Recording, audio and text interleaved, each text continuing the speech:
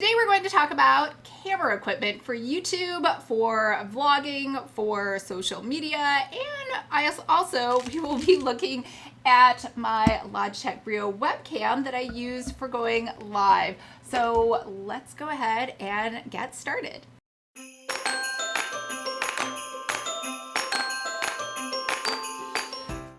Hi everyone, I'm Lisa and welcome to my Cozy Mystery AuthorTube channel where we talk about all things related to cozy mystery writing. So if this sounds like you or something you might be interested in, make sure to hit the subscribe button below. I post new videos every Monday and I do some extra ones like today, so make sure to hit the bell notification so you get an alert when extra videos go live. Now, I asked on Instagram stories if you guys were interested in my YouTube camera equipment, and you all said yes. So, are the ones that responded all said yes. So, we're going to talk about all the different options. I actually have a camera test where you can see all 4 options together to see the differences. Now, just so you know, this isn't one of those videos where I'm like, this is the one you should pick over that. I actually am keeping all 4 of my cameras, including the one I'm filming on. So they all serve different purposes. So let's just start first with the least expensive option. Well, I don't know how least expensive it is.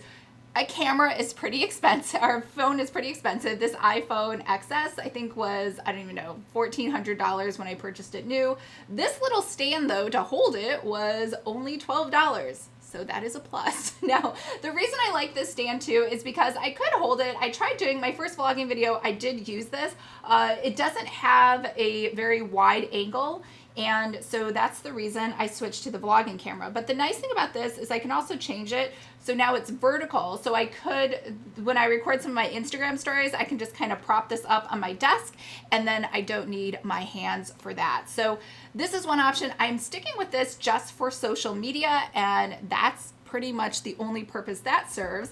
Let's talk about the second camera, which is my Logitech Brio. Now, this is a webcam. You have one built into your laptop, most likely. The reason I got this is because I am live streaming and doing webinars at least once, sometimes twice a week. So I actually use this a lot between the 2 channels and for my business. Courtney and I use this when we live stream for a book club and do chit chats together. So for me, this was a really good investment. Now that is the Logitech 4K. I did have the one before that, which was not 4K. And again, I actually don't even use the 4K because when you stream with 4K, it's so much data that it looks a little distorted. So I just use HD and that's good enough. But because the Logitech 4K camera, the Brio, had some better features and a better lens, it just creates a prettier picture even though I'm not using the 4K.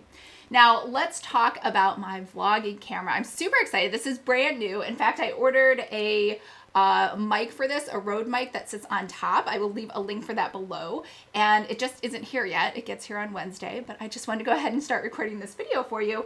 Now this is the Canon M50. When you look at vlogging cameras, for 2 things, I knew I only wanted a Canon because right now what I'm filming on is a Canon. I'm used to the functions. I'm used to the operating system. It was just easier. The parts are not compatible because I know what you're thinking, like, is the battery compatible? Can I use the extension cord? No, they're totally not compatible. I am filming on a Rebel T7i that is a bigger camera. It's a DSLR versus this is an M50. It's smaller, it's more compact. So it does not have it has a smaller battery case and it needs a different AC adapter and everything else. Even the lenses don't fit. Now, if I wanted to use the same lenses, I could have purchased a lens adapter, like a mount adapter, but honestly, the only lens that I have for the DSLR, the Rebel T7i, is a huge, massive Sigma lens. And that is so heavy, like even this is pretty heavy. Like it's a good shoulder workout. And if I had to put the Sigma, which is like twice the weight, I don't think I'd make it past like a few minutes of filming. So let's talk about the lenses. So I purchased this with the kit. Sometimes they tell you to purchase just the body only and then get the lens separately, but this came with a 15 to 45 millimeter lens for only $20 extra. So what did I care? Plus it comes with the strap for the camera in case I ever want to use that. And I'm going to just go ahead and sell this on eBay for more than $20, so it's totally worth it. I did the same thing with the DSLR that I'm filming on. I just sold the kit lens because I didn't really need it. So what I did purchase is what you see here is the 11 to 22 millimeter, and it has an f-stop of 4.5. Now, why is that important? So 11 to 22 millimeters, if you look at cameras, they sometimes go up to 200 millimeters. You don't need 200 millimeters unless you are filming, like you see those pictures of people in nature filming a butterfly or a little ladybug on a tiny leaf, then you need a 200 millimeter. I don't do close-ups. I for sure don't want a close-up on my face where you're looking at the pores in my skin at 200 millimeters, so I don't need that lens. But I need a lower lens, which is an 11 to 22 millimeter, which then allows me to get more of the background in my frame, which you're gonna see in the demo I'm going to do, because when you use the camera, it can only get so much of the background. And yes, you could put a lens on it, but I think those didn't really work for me. Those fisheye lenses, they just looked odd. The wide angle lenses, they just still had so many issues. So this was just a better option. Now, the other lens that I bought was a 22 millimeter. This is fixed. However, this one has an f-stop of 2. The reason I got this is because this works better in low light conditions, like if I'm filming in the evening. So, all right, sunset is at 7:10 and it's about 7:05 right now. So it's really dark out. Even though it looks super bright, this lens is amazing. The only problem is it is a 22 millimeter, so it doesn't get a lot of the background in the shot. So my face is pretty big on it, but in evening, I mean, it looks like it's daytime. This lens is like the miracle lens. It is pitch black inside this bedroom, but somehow it is still picking me up because it has such a low f-stop. So yeah, I would say this lens is definitely worth it. So we're going to do a side-by-side comparison of the iPhone versus the new Canon M50.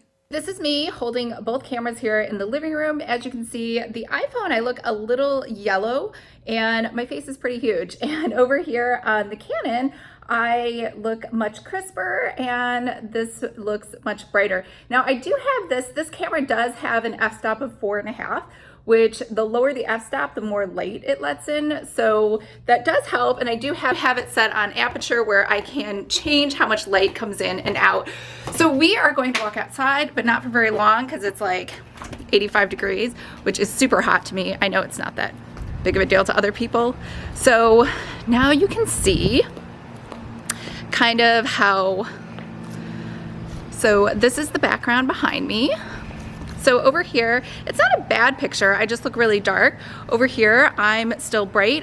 So what'd you think? I definitely am in favor of using the Canon M50 instead of the iPhone for vlogging, as well as for sound. If you listened closely, I switched the sound out halfway through. It was 1,000 times better on this, and that's with the internal mic. I haven't even gotten the Rode mic yet. Last test, we are going to do the iPhone, the Canon M50, we're going to do the Logitech Brio, and the DSLR that I'm talking to you on now, and look at all 4 of them.